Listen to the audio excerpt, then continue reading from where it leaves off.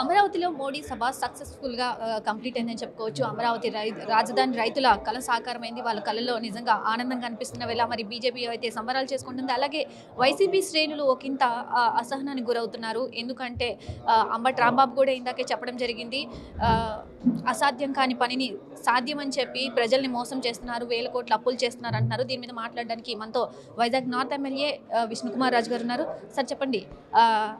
సక్సెస్ఫుల్గా అయితే మొత్తం సభ అంతా కంప్లీట్గా ఫిల్ చేస్తారు. అందరూ కూడా చాలా హ్యాపీగా ఫీల్ అవుతున్న తరుణంలో సో ప్రతిపక్షం అనేది ఏమంటారు, దీని గురించి ఏం చెప్తారు? చాలా కౌంటర్స్ ఇస్తున్నారు, వాళ్ళకి సమాధానం ఏం చెప్తారు? ఇప్పుడు అంబటి రాంబాబు గారు పాపము, అలాగే వారితో పాటు వైఎస్ఆర్సీపీలో ఉన్న నాయకులు అవనివ్వండి, కార్యకర్తలు అవనివ్వండి, కరుడుగట్టిన కార్యకర్తలు వాళ్ళు డిప్రెషన్లోకి పోయే పరిస్థితి ఉంది. ఇప్పటి వరకు అమరావతి రైతుల్ని 5 years ఇబ్బంది పెట్టారు. 5 years కూడా అమరావతి రైతులు ఎంతో మానసికంగా కృంగిపోయిన పరిస్థితి.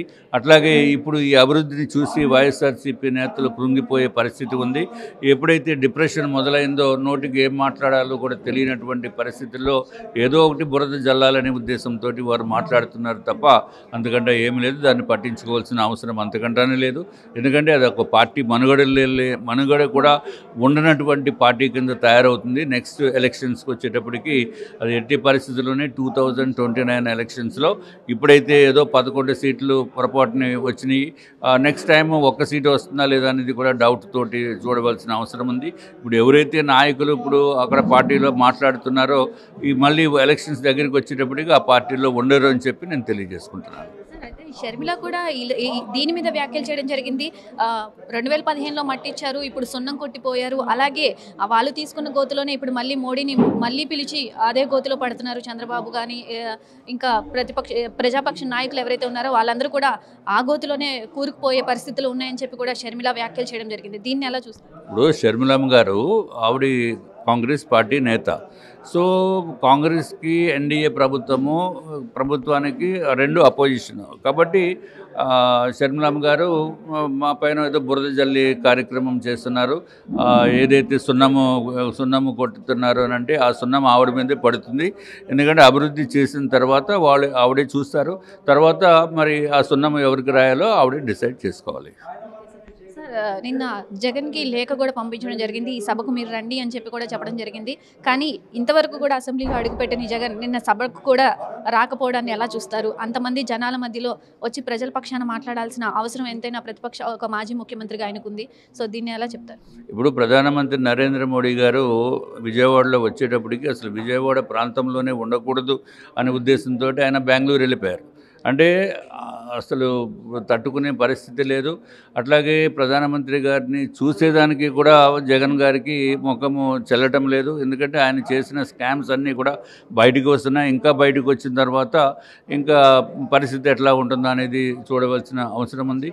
ఇప్పటికే అన్ని చోట్ల కూడా జగన్మోహన్ రెడ్డి గారు కొన్ని స్థలాలని తీసుకుని వాళ్ళు పెద్ద పెద్ద బిల్డింగ్స్ కట్టి ఆఫీసుల కింద పెట్టారు. దాంట్లో నేను మొన్న చూశాను, విశాఖపట్నంలో చాలా పెద్ద ప్రాంగణంలో వైఎస్ఆర్సీపీ ఆఫీస్ పెట్టడం జరిగింది. కానీ ఒక వాచ్మెన్ కూడా లేడు. అది పరిస్థితి. సో ఈ పార్టీ ఇంకా కనుమరుగైపోయే పరిస్థితి ఉంది. దాంట్లో ఏమాత్రమూ సందేహం లేదు. ఫైనల్గా అమరావతి అనేది ఎలా అభివృద్ధి అవ్వబోతుంది? సో ఫైనల్గా ప్రజలకు ఏం చెప్తారు సార్? ఇప్పుడున్న ప్రభుత్వం నుంచి ఎలాంటి గిఫ్ట్ ఇవ్వబోతున్నారు? ఇప్పుడు అమరావతి 3 సంవత్సరాలు పోయిన తర్వాత అసలు పాత అమరావతి ఇట్లాగా ఉండేదా, లేకపోతే ఇప్పుడు ఇంత అద్భుతమైన ప్రదేశం కింద మారిపోయింది అనే దానికి ఇప్పుడు ఉన్న రైతులు ఎవరైతే అమరావతిలో ఉన్నారో లేకపోతే విజయవాడ పరిస్థితుల్లో ఉన్నారో ఆంధ్ర రాష్ట్ర ప్రజలు కూడా విజువల్స్ అన్నీ తీసుకుని పెట్టుకుంటే 3 సంవత్సరాల తర్వాత ఏ విధంగా ఉంటుందో అనేది చూడాలి. చూస్తారు. అత్యంత అద్భుతంగా తయారు చేస్తున్నారు. దానికి చంద్రబాబు నాయుడు గారు కూడా ఆయన చేయవలసిన పనులు వారు చేస్తున్నారు. ఎంతో చాకచక్యంగా కావలసిన నిధులు అంతా ప్లానింగ్ తోటి బ్రహ్మాండంగా అభివృద్ధి చెందుతుంది. 3 years తర్వాత మళ్ళీ ప్రధానమంత్రి గారు వచ్చి దానికి ఇనాగ్రేషన్ చేసే పరిస్థితి కూడా ఉంది. సార్ ఫైనల్గా అవుట్ ఆఫ్ ది బాక్స్ మీకు గంట గారికి మధ్య చాలా చిన్న ఇష్యూ అయితే జరిగింది. సో మీరు సారీ చెప్పడం కూడా జరిగింది. సార్ ఏంటి సార్ ఆ ఇష్యూ ఏంటి? ఫైనల్గా క్లియర్ అయిందా లేదా? ఏం చెప్పాలనుకుంటున్నారు? అది చాలా చిన్న విషయం అమ్మ, అది దట్స్ నథింగ్. ఇది ఏంటంటే నేను ఫిలిం నగర్ క్లబ్కి ఇదివరకు 5 acres చంద్రబాబు నాయుడు గారు ఉన్న ప్రభుత్వమే వారికి జీవో ఇవ్వటం జరిగింది. ఆ జీవో ఇచ్చిన తర్వాత ఆ జీవోలో అమౌంట్స్, లీజ్ రెంటు అన్నీ కూడా రాశారు. కానీ పొరపాటున దాంట్లో నెంబర్ ఆఫ్ ఇయర్స్ అనేది రాయలేదు. లీజ్ ఎన్ని సంవత్సరాలకి ఇవ్వలేదు ఇచ్చారు అనేది దాంట్లో రాయన మూలాన ఆ క్లారిఫికేషన్ తీసుకోవాల్సిన అవసరం ఉంది. అందుకు కలెక్టర్ గారికి ఒక లెటర్ ఇవ్వడం జరిగింది. ఆ లెటర్ ఇచ్చినప్పుడు అది డిస్ట్రిక్ట్ రివ్యూ మీటింగ్లో ఇవ్వడం జరిగింది. ఎందుకంటే ఆ డిస్ట్రిక్ట్లో ఉన్న పరిస్థితులన్నీ కూడా ఆ రివ్యూ మీటింగ్లోనే మనం చెప్పడానికి అవకాశాలు ఉన్నాయి. కాబట్టి ఆ లెటర్లో నేను ఇక్కడ ఫిలిం నగర్ క్లబ్కి ఏదైతే లీజ్ ఎంత కాలం ఉందో మీరు తెలుసుకోండి అని చెప్పి నేను ఆ లెటర్ రాసినప్పుడు నాతో పాటు ఇక్కడ పక్కన మిగిలిన ఎమ్మెల్యేస్ ఉన్నారు, వారి సంతకాలు తీసుకుని ఇవ్వటం జరిగింది.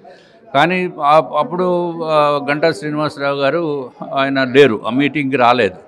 మీటింగ్ రానప్పుడు ఇది అభివృద్ధి చేసే కార్యక్రమాలు, అంతేగాని వేరేది ఏమీ కాదు. కాబట్టి ఇది మామూలుగానే క్యాజువల్గానే తీసుకుని నేను వాళ్ళకి లెటరు కలెక్టర్ గారికి ఇవ్వటం జరిగింది. అట్లాగే డిస్ట్రిక్ట్ మంత్రి గారికి కూడా ఇవ్వటం జరిగింది.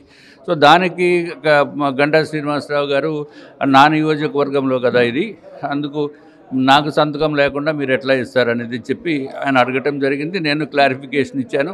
నా ఉద్దేశం ఏంటంటే నేను ఎప్పుడు ఎదుటి వాళ్ళ మనసుని ఇబ్బంది పెట్టే మనస్తత్వం కాదు నాది. సో అందుకు నేను ఆ విధంగా సారీ, ఒకవేళ మీరు దీనికి ఇబ్బంది పడితే అని చెప్పడం జరిగింది. అంతేగాని అది మాకేం పెద్ద వేరే అది ఏమీ లేదు. It's only a small incident, maybe అది నథింగ్, అది పెద్ద దీని కింద తీసుకోవాల్సిన అవసరం లేదు. సో అంటే ఆ ఇష్యూ అనేది క్లియర్ అయిపోయిందా సార్? ఇప్పుడు ఇద్దరు మాట్లాడుకుంటున్నారా? అంటే ఆ తర్వాత మళ్ళీ ఏమన్నా ఇంకా దాని ద్వారా ఇంకేమైనా ఇష్యూస్ వచ్చే అవకాశం ఉందా? లేదమ్మా, అదేమి ఇద్దరం అంతా బాగానే ఉంటాము. మాకేమి వ్యక్తిగతమైనది ఏమి లేదు. ఆ ల్యాండ్ ఆయనది కాదు, ఆ ల్యాండ్ ఏదో నేను తీసుకునే దానికే కాదు, ఆ ల్యాండ్ ప్రజల గురించి. సో ఆ ల్యాండ్ కూడా ప్రభుత్వం గురించి. మాకు అటువంటిది ఏమీ లేదు, అంత సవ్యంగానే ఉంది. చిన్న చిన్న అపోహలు ఏదైనా ఉన్నా అవన్నీ తొలగిపోతాయి. అదే nothing to do with that. Sir ఫైనల్గా నిన్న చిన్న ఇన్సిడెంట్ జరిగింది స్టేజ్ మీద. పవన్ కళ్యాణ్ గారికి మోడీ గారు చిన్న గిఫ్ట్ ఇచ్చారు. సో అదేంటి సార్? అంటే ఫైనల్గా చాక్లెట్ అంటున్నారు, విక్స్ అంటున్నారు. సో క్లారిటీ ఇస్తారా? అది ఏమనేది మాకు తెలియదు. పవన్ కళ్యాణ్ గారిని మీరు అడిగితే తెలుస్తుంది.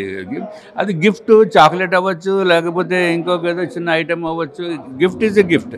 గిఫ్ట్ని తన మన వాల్యూ కింద కట్టవలసిన అవసరం కాదు. ఇది స్మాల్ టోకెన్ ఆఫ్ సరదాగా ఇచ్చి ఉండొచ్చు.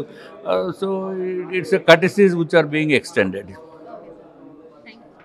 సో ఫైనల్గా అమరావతి అయితే అభివృద్ధి చెందబోతుంది. అమరావతితో రైతుల కళ కానీ అంటే ప్రజల మొత్తం కళ కానీ సాకారం అవబోతుందని కూడా ఎమ్మెల్యే విష్ణుకుమార్ రాజు గారు చెప్పడం జరుగుతుంది. ఫైనల్గా అమరావతి అనేది అభివృద్ధి చెందబోతుంది. మోడీ సర్కార్ వచ్చిన తర్వాత మోడీ గారు మళ్ళీ వచ్చి ఆయన పునర్నిర్మాణం చేయబోతున్నారని కూడా మంచిగా శంకుస్థాపన జరిగి సభ సక్సెస్ అయిందని కూడా ఆయన చెప్పడం జరిగింది. అలాగే వ్యక్తిగతంగా మాకు ఎలాంటి ఇబ్బందులు లేవు, వ్యక్తిగతంగా ఎలాంటి గొడవలు లేవు అని కూడా గంటా శ్రీనివాసరావు గారికి అలాగే విష్ణుకుమార్ రాజు గారికి కూడా ఎలాంటి గొడవలు లేవని ఆయన క్లారిటీ ఇవ్వడం జరిగింది. కెమెరామెన్ ఆసిఫ్తో నాగశ్రీ, విజయవాడ, మెగా 9 టీవీ నుండి.